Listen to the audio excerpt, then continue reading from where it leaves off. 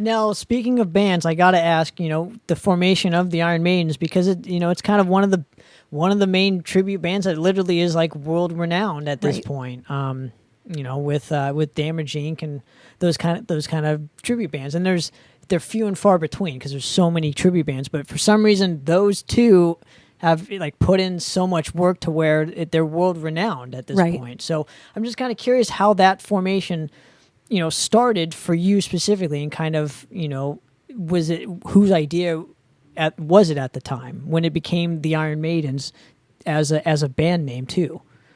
Great question. Taking back to some of my blabberings earlier about playing the Gas Lamp, and I love the Gas Lamp as a venue in Long Beach. I was a waitress there in college when I attended Cal State Long Beach. I met my first husband there.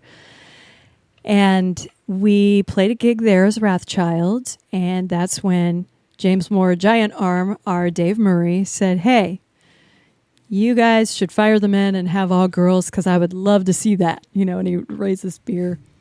Great character. And Melanie and I said, we'll look into that. The other two dudes said not so much. So we put some scouts out. It might have been Dennis Resendez, Mosh King, who said, wait a minute, why don't you recruit some of the ladies in Phantom Blue? They've done some albums. They're beyond phenomenal. And they may be available. They may have some time. And I think he was the hookup for that. And we hooked up with them. And we had a meeting with them at the Gas Lamp. And we sat at like booth number 3. And the booth is still there. I love that. I sang at an anniversary, the 18th year. And I said that booth right there was where we sat down and decided we're going to do this. And so we had Linda and Josephine on one side of the table and Melanie and I on the other side of the table, and we talked it through, and we talked about goals and background and what we were looking to do, and there was just a nice synergy between us. And so we said, well, let's give it a shot. And we have to come up with a name, and we thought about it for a couple of weeks and thought of Iron Maidens. And someone said, well, why not the Iron Maidens? And I don't remember who came up with either of those, but the Iron Maidens sounds like it would differentiate the band more than just Iron Maidens, which is very close to Iron Maiden. So we selected that. Melanie designed the first logo, added the S, added the THE. She came up with the yellow Eddie Pac-Man face with a bow and the eyelashes that later I spray painted onto some black pieces of fabric, and we put that there as amp covers and sprinkled glitter all over the garage to add a little glitz to it, because I always wanted to add that feminine side to Maiden, because I hear their music as feminine. Maybe it's that progressive metal, progressive rock sound that they have, but it's that tone that Dave Murray has as well, that very round tone that's just so fluid. So that was okay. And going off of into the, I'm going to now shift my focus into the Iron Maiden's kind of story in your career here, and just ask, because I never got to see you with the Iron Maidens. I got to see what they are now, and I'm just kind of curious if you were doing more of the Diano thing, and because obviously now there's quote unquote Bruce, right? Right. But I'm just kind of curious, were you more focused on the Diano era, or just all of Bruce Dickinson and kind of nothing else? At the time, we only had 2 or 3 Paul Diano songs, and we started to I added a couple more to my repertoire. My comfort zone was Dickinson. Okay. And that being said, I had an alter ego, Paulina Diano, when I would do those songs. And the black leather and his whole persona was so different than Bruce. And he was more of the bad boy, the outrageous drunk / artist, and had the inner demons. And I loved reading his autobiography or maybe it was a biography. I think it was an autobiography. He may have had a ghostwriter with it. Sure. Really eye-opening about his journey and what he went through and his demons with that band, and his whole take on it was, I'm more of a punk rocker living life on the edge.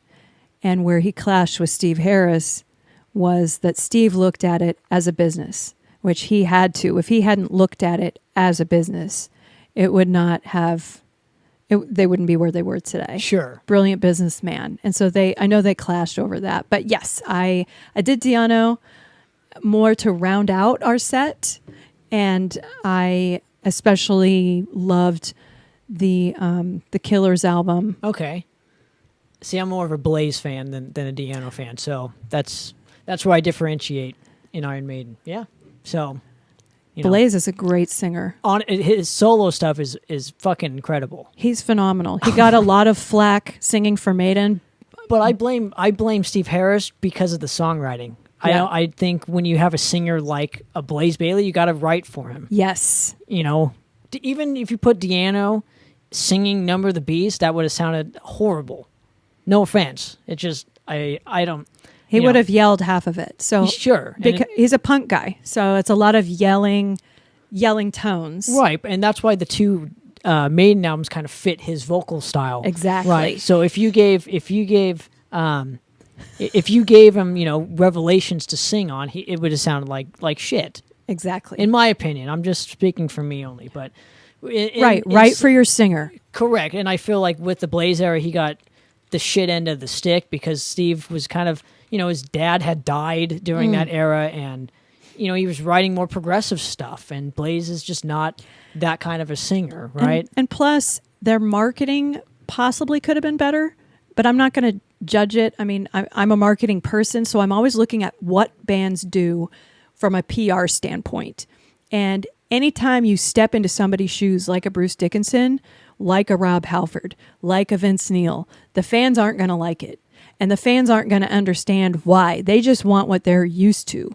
So it's incumbent upon that band to work as a unit and say, okay, how can we work together to turn out something new and so mind-blowing that this new singer will be accepted and not just thrown under the bus? Like John Corabi, great singer. They weren't going to accept him because they wanted Vince Neil, even though John Corabi's pitch is much better than Vince Neil's. And he's also not a piece of shit like Vince Neil. But we'll get to that's another that's another story, right? But even Brian Johnson and Bon Scott, right. I mean, it's again that it fit the style. So I'm just saying, right. with you specifically, I guess you focus more on encompassing both kind of aspects, and it's just really interesting to see what they've become nowadays compared to then. So I guess in your opinion, starting out, what is the main difference between then and what they kind of became?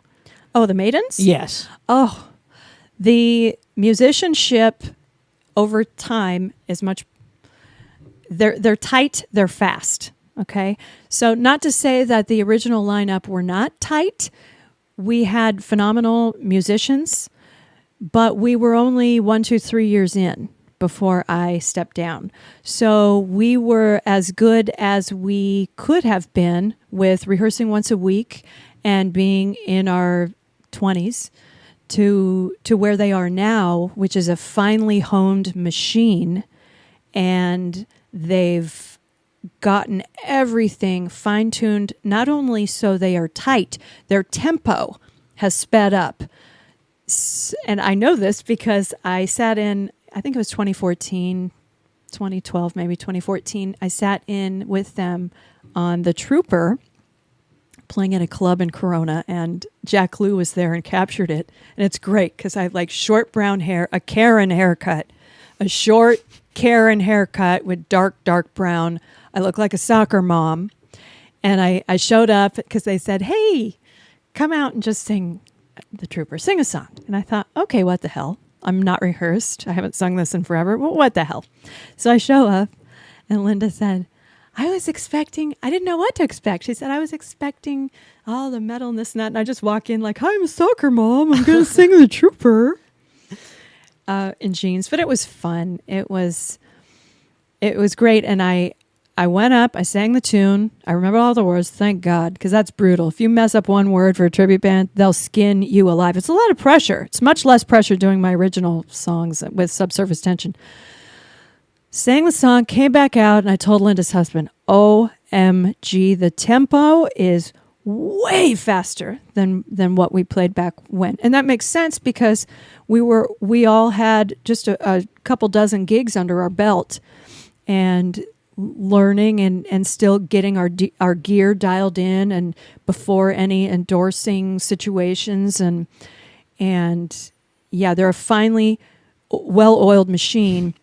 And when I sat in with them for the 18-year anniversary at the Gas Lamp again, that was special. I got to see even more so how they had evolved. They all have their own in-ear monitors with each separate in-ear box, and then it's all managed by the side of house guy who's got it all on an iPad. Very professional, the way a professional band does it, and dialing everybody in so that during any part of any song, Courtney can just look over and say, I need more of this, I need more of that. And it's super efficient. Absolutely. Now, when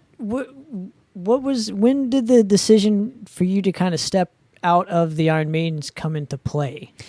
It was one of our tours was very difficult. So we were set to leave the day after Thanksgiving. And I was a young married woman. And what year are we talking, if you don't mind? Maybe 2003. Okay. 2002, 2003, somewhere within that realm. So maybe it was, I'm so bad with dates. Maybe it was Thanksgiving in 2002. So leaving to go on a 2-week tour on the East Coast, it was cold. And there was an altercation in my home because my husband at the time did not want me to be touring or to leave to go do that kind of stuff. So there was an altercation, and I went on the tour, and we got to play for amazing people, amazing towns, amazing crowds. What an experience. I got to meet some other rock stars and even jam with some of them. It was great. And came back from that and had to reassess my life and what was important in my life, my child, my husband at the time, the band, and kind of make some hard decisions on where I wanted to go, what I wanted to do.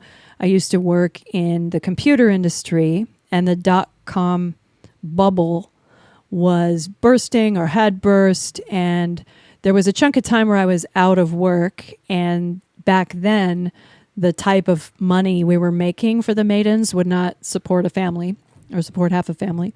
And that's fine. It was a hobby band for fun. And for me, it was a joy.